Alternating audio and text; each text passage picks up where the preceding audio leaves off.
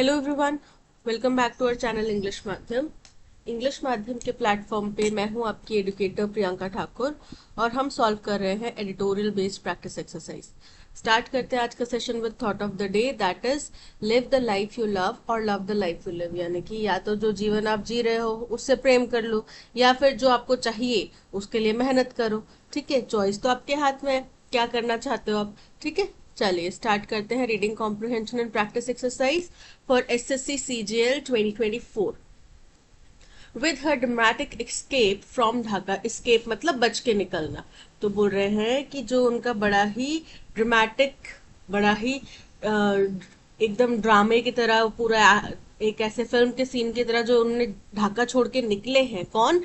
वहां के prime minister Sheikh Hasina. Just moments before mob arson and vandalisation, जो बस कुछ ही मिनट पहले, कुछ ही क्षण पहले वो निकल पाए जब मॉब आर्सन मतलब कि बहुत ज्यादा भीड़ का आगजनी करना, बहुत ज्यादा भीड़ थी जिसने आगजनी शुरू कर दी। और वैंडलिज्म मतलब कि तोड़फोड़ कर दी। Ousted Bangladesh prime minister, ousted मतलब कि निकासित। तो बांग्लादेश की जो प्राइम मिनिस्टर शेख हसीना है, जो कि अब जिनको उनके पद से हटा दिया गया है, will have time to pause and consider what led to this little expected outcome.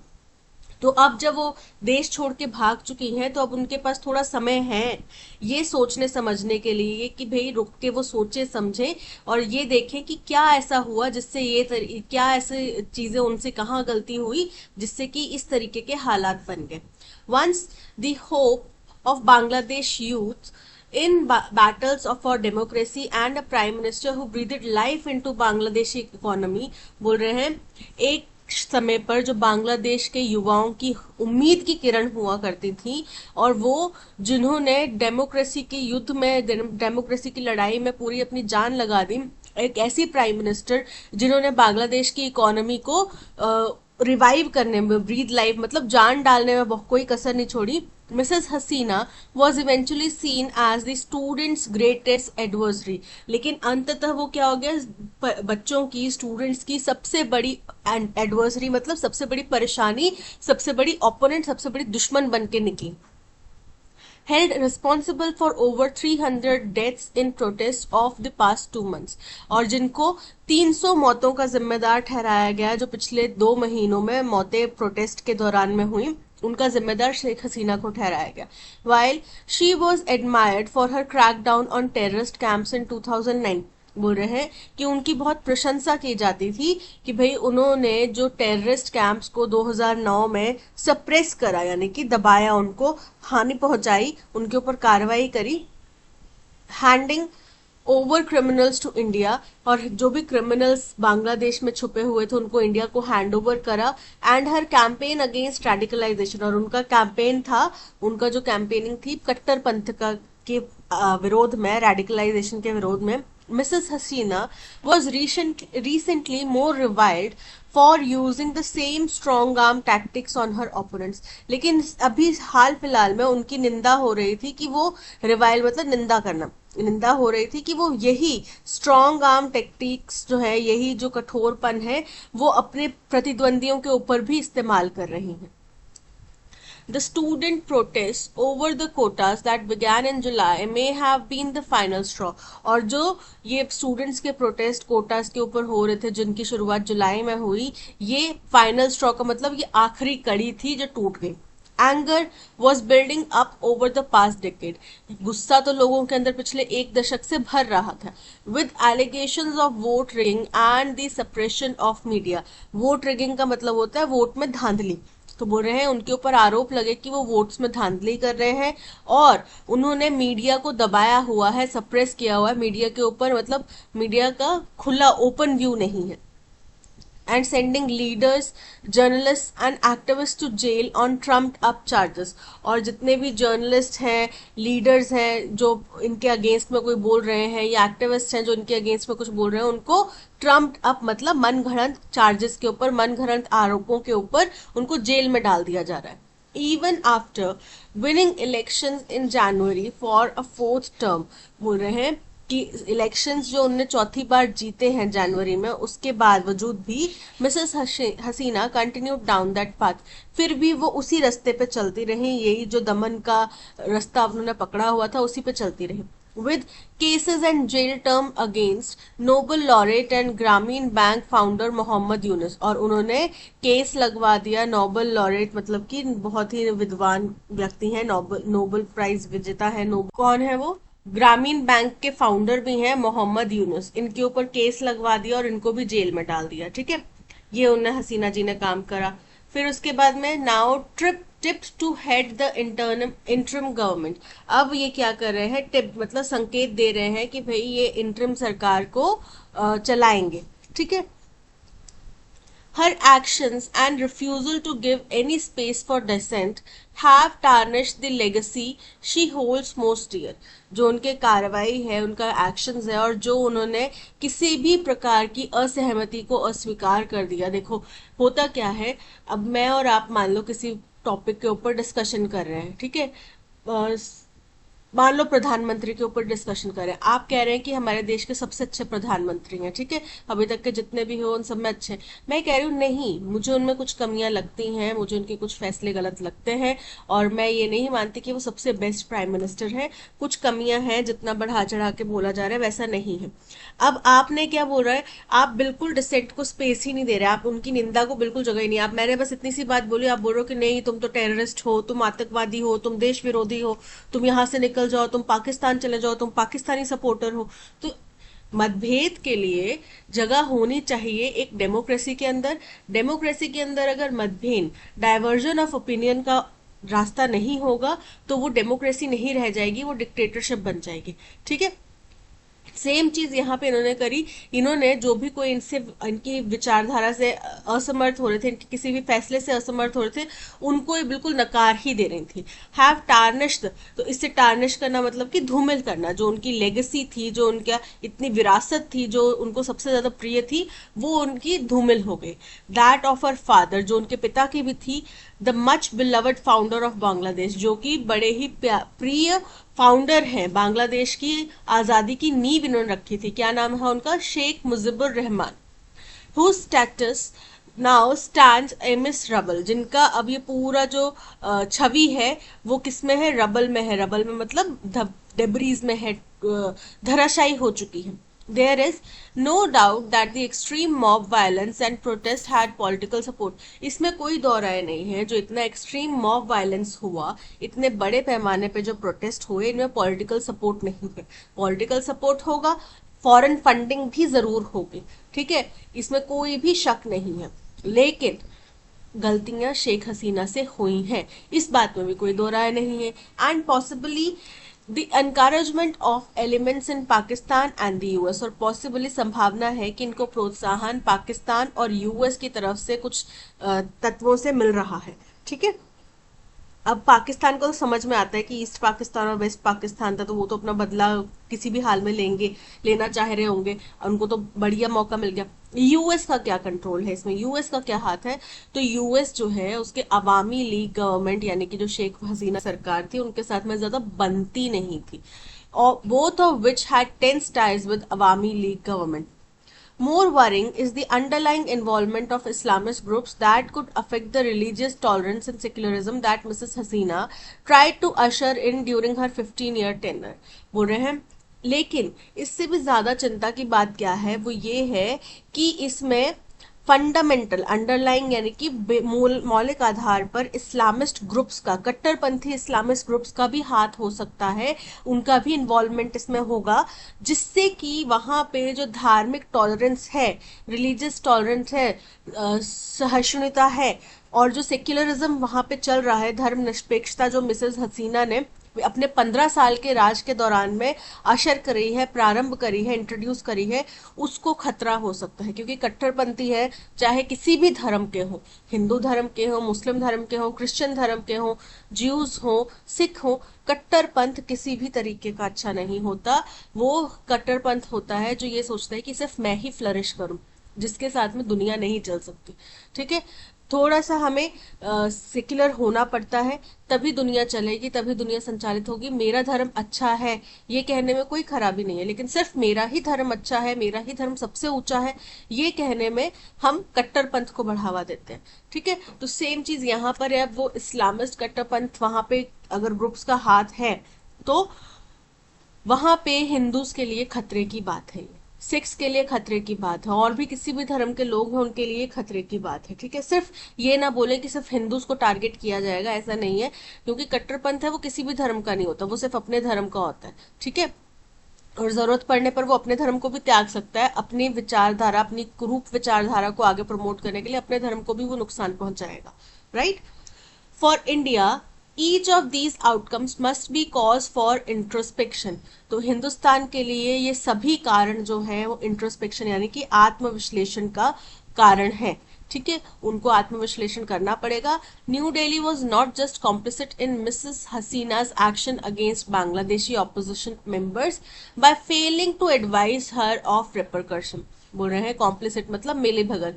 तो ऐसा नहीं है कि न्यू दिल्ली बिल्कुल शामिल नहीं था, आप अपने एक दोस्त को गलत करने से समझा पाने में विफल रहे, दैट मीन्स आप भी किसी तरीके से उसमें शामिल हो गए। राइट, मेरा मेरा फ्रेंड है, वो ड्रग डीलिंग करता है, मुझे पता है कि वो ड्रग डीलिंग करता है, लेकिन अगर मैं उसको नहीं रोक पा रही, नहीं समझा पा रही, या मैं उसको समझाने में इंटरेस्ट नहीं दिखा रही, दैट मीन्स उसको इस तरफ धकेलने में मेरा भी हाथ है। राइट, तो बोल रहे हैं कि ना सिर्फ वो इसमें शामिल थे, कैसे, क्योंकि वो फेल रहे अपने सपोर्टर को, बांग्लादेशी मिसेस हसीना के एक्शन को ये समझाने में विफल रहे कि भाई ऑपोजिशन मेंबर्स का इसके फायदा होगा और उसके परिणाम जो है, दुष्परिणाम जो है वो बहुत गलत होंगे, ये उनको नहीं समझा पाए। It also failed to engage them, losing goodwill on Dhaka streets as well. और हमने जो उन लोगों को अपनी बात समझाने में, उनके साथ में बातचीत करने में भी हम विफल रहे, जिससे कि ढाका की सड़कों पे जो जनता उतरी है, उसका हमारे प्रति भी जो गुडविल थी, जो एक सहानुभूति थी, एक दोस्त की हमारी वो छवि थी, वो भी धूमिल हुई है। The Modi government's unalloyed support for Mrs Hasina, unalloyed मतलब बिल्कुल प्योर, बिल्कुल कहीं भी इसमें रोक टोक नहीं है, कुछ भी गलत सही की जगह ही नहीं है। तो मोदी गवर्नमेंट का जो बिना किसी गलत सही की समझ का जो सपोर्ट है मिसेस हसीना के लिए, ऑल्सो इंश्योर्ड हर अनक्रिटिकल सपोर्ट। इसकी वजह से उनकी तरफ से भी बहुत हमारे लिए नेक दिल की तरफ से, हमारे उनकी तरफ से भी मतलब सेम ही हमें सपोर्ट रहा, forcing her to accept very even unpopular decision such as citizenship amendment act, जिसकी वजह से उन्होंने, जो उनके देश की जनता को नापसंद था, अनपॉपुलर था मतलब कि उनके देश की जनता को ये नहीं पसंद था, क्या जो हिंदुस्तान में सिटीजनशिप अमेंडमेंट एक्ट पारित हुआ, उसको भी शेख हसीना ने सपोर्ट करा, हालांकि उनके देश की जनता इसके खिलाफ थी। while securing Mrs. Hasina's safety and well-being in a manner accorded to a leader who has always upheld India's interest। हो रहे हैं, अब जब हमने ये चीज सुनिश्चित कर ली है कि मिसेस हसीना जो एक लीडर है एक देश की, वो बहुत सेफ है, बिल्कुल सेफ है, और उनकी तंदुरुस्ती की हमने जब सुनिश्चितता कर ली है, और वो भी एक ऐसे लीडर की जिसने हमेशा हिंदुस्तान के हितों को सर्वोपरि रखा है। The government must not waste time in engaging with the next regime and work to assist a peaceful transition to a more inclusive process for democracy in Bangladesh. अब सरकार को जरा भी समय बर्बाद ना करते हुए, जो नई सरकार वहां पे आएगी, नई सत्ता में जो भी लोग आएंगे, उनके साथ में बातचीत करनी चाहिए, शुरुआत कर देनी चाहिए, और पीसफुल ट्रांजिशन के लिए काम करना चाहिए। पीसफुल ट्रांजिशन क्या हो गया, बहुत ही शांतिपूर्ण तरीके से जो सत्ता का हस्तांतरण है उसको, उसके लिए उनको काम करना चाहिए, और ज्यादा इंक्लूसिव मतलब समावेशी उनको प्रक्रिया का पालन करना चाहिए, ताकि बांग्लादेश में डेमोक्रेसी बनी रहे। तो ये था पैसेज। हमारे पड़ोसी देश है बांग्लादेश, जिसकी आज़ादी में हमने बहुत बड़ा योगदान दिया था हिंदुस्तान ने। तो उनकी अभी कुछ परेशानियां चल रही हैं, कुछ वहां पे, कुछ नहीं बहुत ज्यादा परेशानियां चल रही हैं वहां पे। आंदोलनों के कारण से जो सत्ताधारी पार्टी है उसका तख्ता पलट कर दिया गया है, और इसमें अब सेना भी शामिल हो गई है, सेना ने टेक ओवर कर लिया है। अब डर हिंदुस्तान के लिए ये है कि बांग्लादेश जो है वो मुस्लिम मेजोरिटी देश है, और कई कट्टरपंथी कंट्रीज ऐसी हैं या कट्टरपंथी ऑर्गेनाइजेशंस हैं जो वहां पे अपना दबदबा बनाना चाहेंगी। हसीना जी का अभी तक सत्ता में होने से हिंदुस्तान को फायदा ये था कि उन्होंने हिंदुस्तान के फेवर में अपनी पॉलिसीज हमेशा बिना किसी सवाल जवाब के रखी और बिना किसी सोच विचार के उन्होंने हमारे फैसलों का स्वागत करा और हमारे हितों को ध्यान में रखा। लेकिन अगर कोई ऐसे कट्टरपंथी लीडर्स वहां पे शामिल हो जाते हैं, ऐसे कट्टरपंथी सरकार बन जाती है, तो ना केवल वहां पे रहने वाले दूसरे धर्म के लोगों को, चाहे हिंदू हो, सिख हो, क्रिश्चियन हो, कोई भी धर्म के लोग हो, उनको नुकसान पहुंचेगा, बल्कि हिंदुस्तान के रिलेशंस भी बांग्लादेश से खराब होने के आसार हो सकते हैं। और फिर हमारे लिए चुनौतियां बढ़ जाएंगी, क्योंकि एक तरफ पे हमारे बॉर्डर्स लगते हैं पाकिस्तान, बांग्लादेश, चाइना के साथ में। चाइना और पाकिस्तान के साथ में तो हमारी वैसे ही अनबन रहती है। अब अगर बांग्लादेश भी उस कड़ी में शामिल हो गया तो हमारे तीनों साइड से बॉर्डर जो है वो सिक्योर नहीं रहेंगे। ठीक है, हमारे लिए बहुत बड़ा चैलेंज हो जाएगा। हमें भी अपनी पॉलिसीज को सोच विचार करने की जरूरत है कि हमें अपनी मिलिट्री पावर को कैसे मजबूत करना है। अगर बांग्लादेश में ऐसे हालात होते हैं तो हमारी तरफ से 3 तरफा मार पड़ेगी। ठीक है। Which of the following actions lead to the shift in public perception of Sheikh Hasina from a revered leader to a reviled adversary? बोल रहे हैं कौन से ऐसे उनके कार्य थे, शेख हसीना द्वारा उठाए गए कौन से कदम थे जिससे कि उनकी जो धारणा थी कि एक बहुत ही प्रसिद्ध लीडर है, बहुत ही अच्छी लीडर है, उससे उनकी जनता के दुश्मन के तौर पे उनकी पहचान कैसे बन गई। क्रैकडाउन ऑन टेररिस्ट कैंप्स इन 2009, इससे तो उनकी छवि अच्छी हुई थी ना, तो ये एक तो इनकरेक्ट है। Allegations of vote rigging and media suppression, बिल्कुल करेक्ट है। उनके ऊपर आरोप लगे कि उनने वोट्स में छेड़छाड़ करी है, धांधली करी है और मीडिया को दबा के रखा हुआ है। ठीक है। Handling over criminals to India, ये तो अच्छी बात थी उनके लिए, ये उनके फेवर में काम करा कि भाई उन्होंने हिंदुस्तान को क्रिमिनल्स जो है वो हैंड ओवर कर दिए। Using strong arm techniques tactics to on opponents, यानी कि अपने प्रतिद्वंदियों के ऊपर भी वही कठोर रवैया उन्होंने अपनाया। उन कोई भी डाइसेंट, कोई भी जो मतभेद वाली बात है वो उन्होंने एक्सेप्ट ही नहीं करी, एक्सेप्ट करने से मना कर दिया। और जो भी उनके अगेंस्ट में कुछ भी बोलता था, उनकी पॉलिसी से अगर वास्ता नहीं रखता था, ताल्लुक नहीं रखता था, तो उनको भी वो जेल में डलवा देते। तो ये उनके अगेंस्ट में काम करा। तो 2 चीजें हैं जो उनके अगेंस्ट में काम करी, 2 and 4, 1 and 3, 2 and 4, option B is correct. Why did the student protests in Bangladesh escalate and become the final straw against Sheikh Hasina's government? Student protest का जो मुख्य कारण था वो था कोटा सिस्टम वहां का। ठीक है, जो कि जुलाई से एक प्रोटेस्ट स्टार्ट हुए थे और यही अंतिम कड़ी थी जो टूट गई। उनके बहुत सारे ऐसे फैसले थे जिससे जनता नाखुश थी और ये अंतिम फैसला ऐसा आया जिससे जनता का जो आक्रोश है वो बाहर आने पर मजबूर हो गया। ठीक है। Due to economic downturn and increase unemployment, incorrect है। As a reaction to the crackdown on terrorist camps, incorrect है। Because of the quota reforms initiated in July, option C is correct. What were the underlying concerns about the involvement of Islamist groups in the protest against Sheikh Hasina?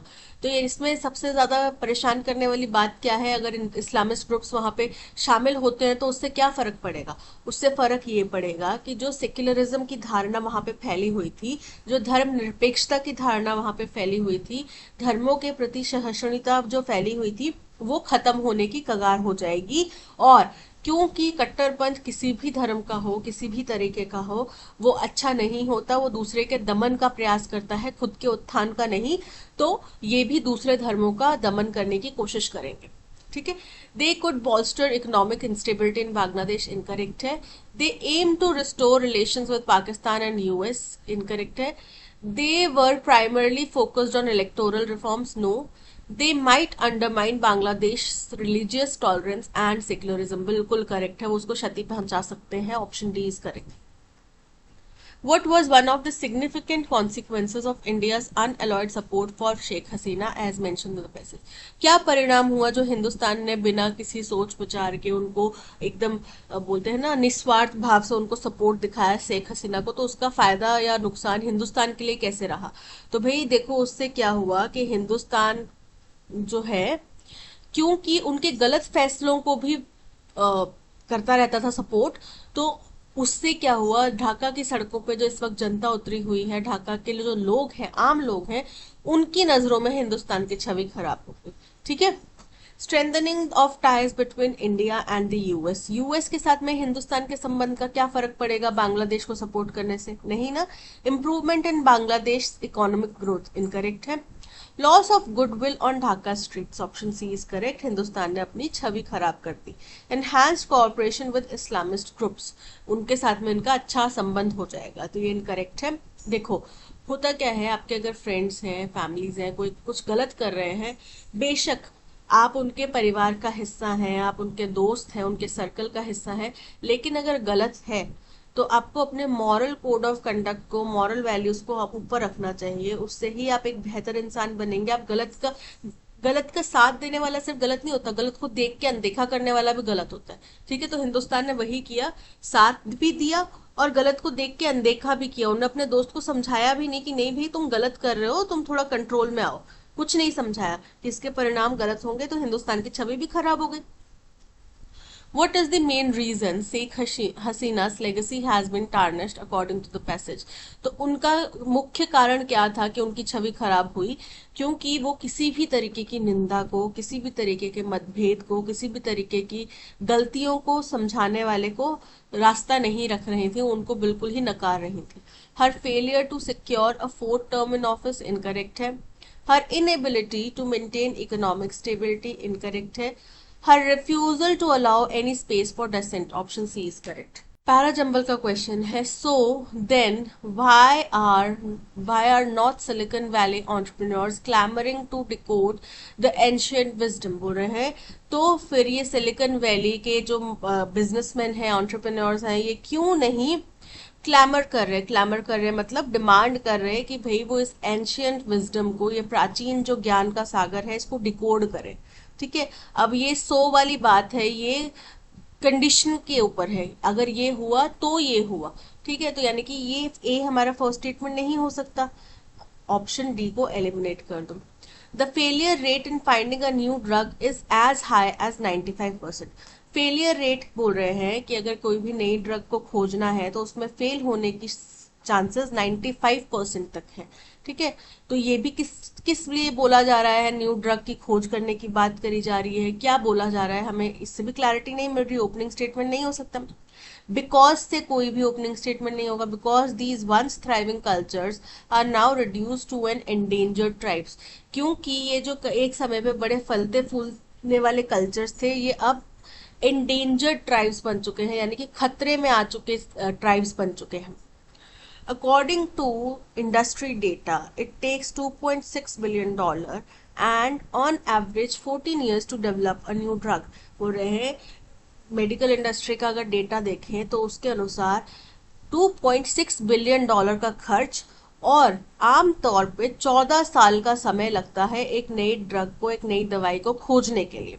ठीक है, यही हमारा introduction हो गया, इससे हमें पता चल गया कि हम दवाई के खोजबीन के बारे में बात कर रहे हैं।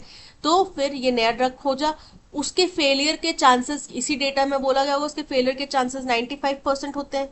ये हो गया सेकेंड पॉइंट। तो फिर पूछा कि फिर ये पुराने जो हमारे इतिहास की किताबें हैं, जो हिस्ट्री है, हमारा एंशियंट विजडम है, जहाँ पे बहुत सारी मेडिसिनल वैल्यूज की बात की जाती है, प्लांट बेस्ड मेडिसिन की बात की जाती है, उसको क्यों नहीं डिकोड करते? ठीक है, ये पूछा गया सवाल, तो क्यों नहीं डिकोड करते? क्योंकि ये जो कल्चर्स एक समय बड़े फ्लरिश होते थे, अब ये एंडेंजर्ड ट्राइब्स बन चुके हैं, इसलिए इसको डिकोड नहीं कर पा रहे। सो हो गया ऑप्शन 4। अरेंजमेंट क्या बन गया? DBAC, option C is correct. Resentment का हमें सिनोनिम बताना है। रिसेंटमेंट का मतलब होता है नाराजगी, गुस्सा।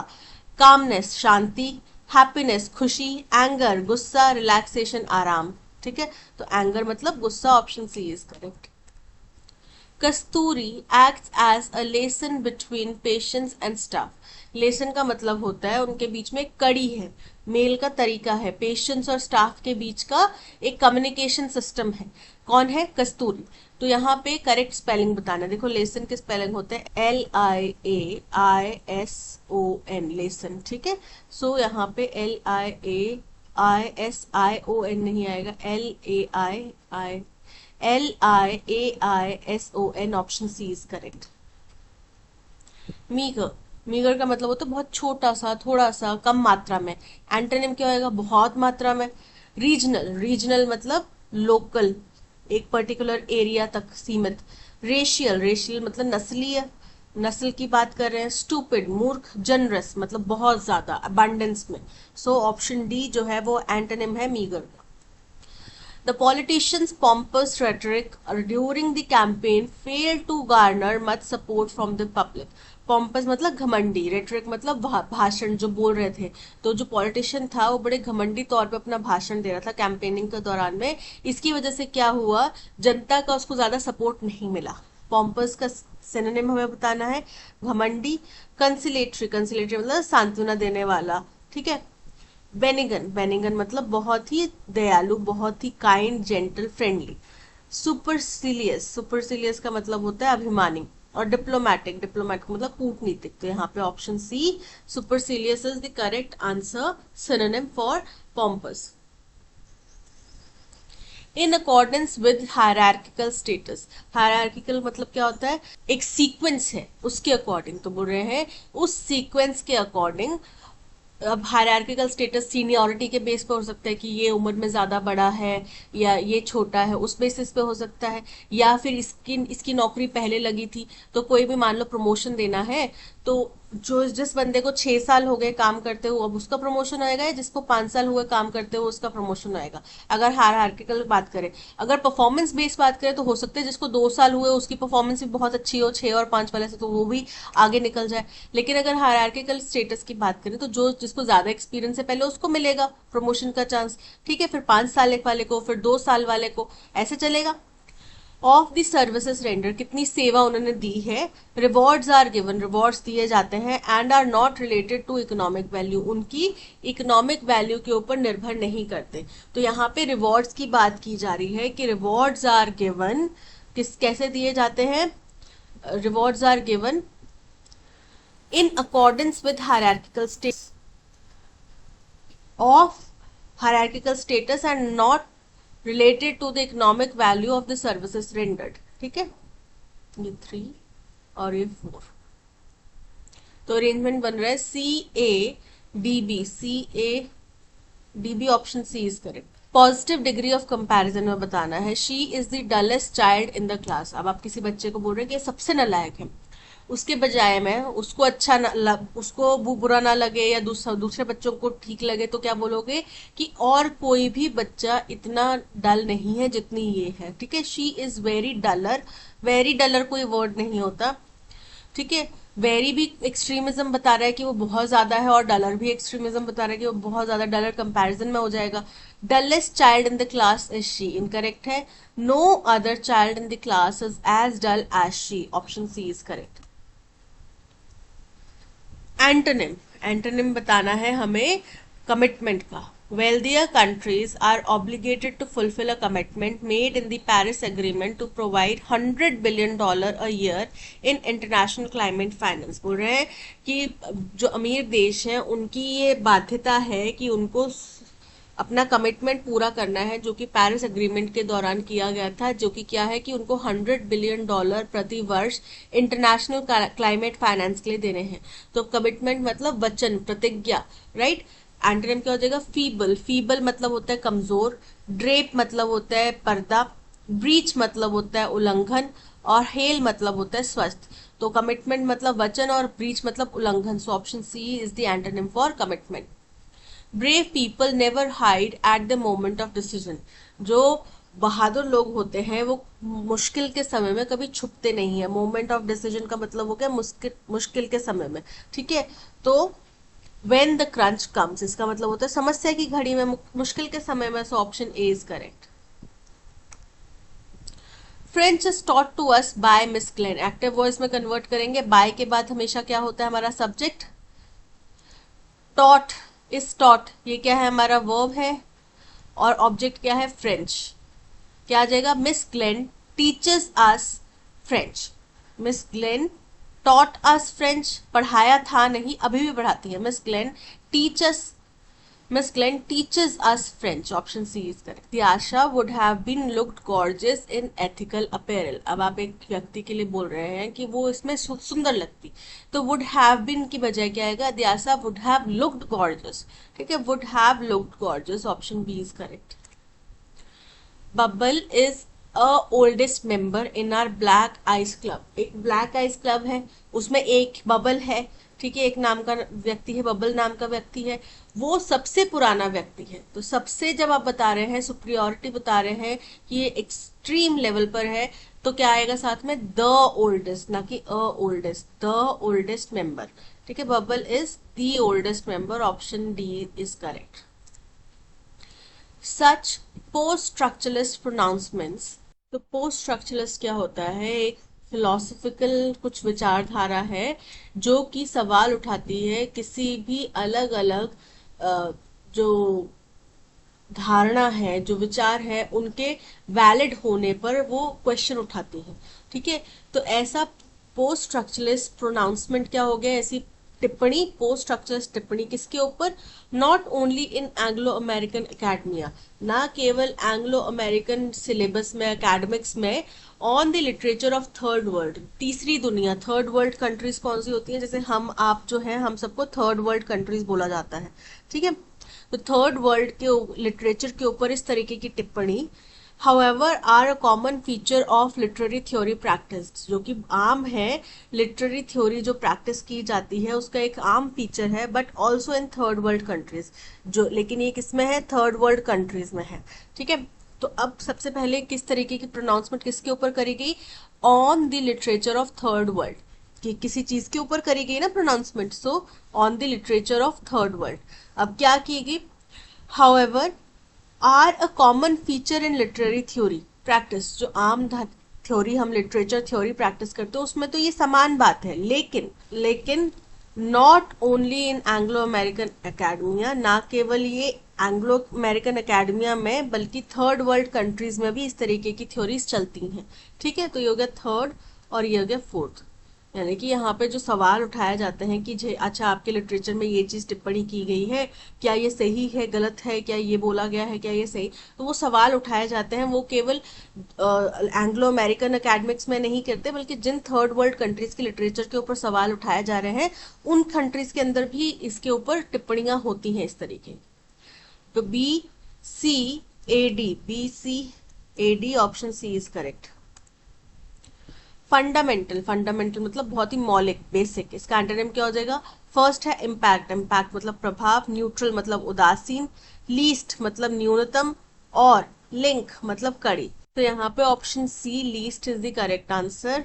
Even animals find it difficult to dash the loss of their loved ones, to bear, सहन करने की बात की जा रही है कि जानवरों के लिए भी अपने प्यारे प्रियजनों का जो जाना होता है, जो डेथ होती है, वो सहना बहुत मुश्किल होता है। तो बेयर उसको बोलते हैं BEAR, bear, option A is correct. Wear कुछ पहनना, वेयर मतलब कहाँ, और बेयर, बेयर मतलब बिना किसी चीज के, नंगन। ठीक है, बिना नंगे पैर हो गया, बेयर फीट हो गया, विदाउट एनी क्लोथ्स हो गया, जो चीज कवर्ड नहीं है। तो यहाँ पे ऑप्शन ए बेयर की बात कर रहे हैं, सहने की बात कर रहे हैं।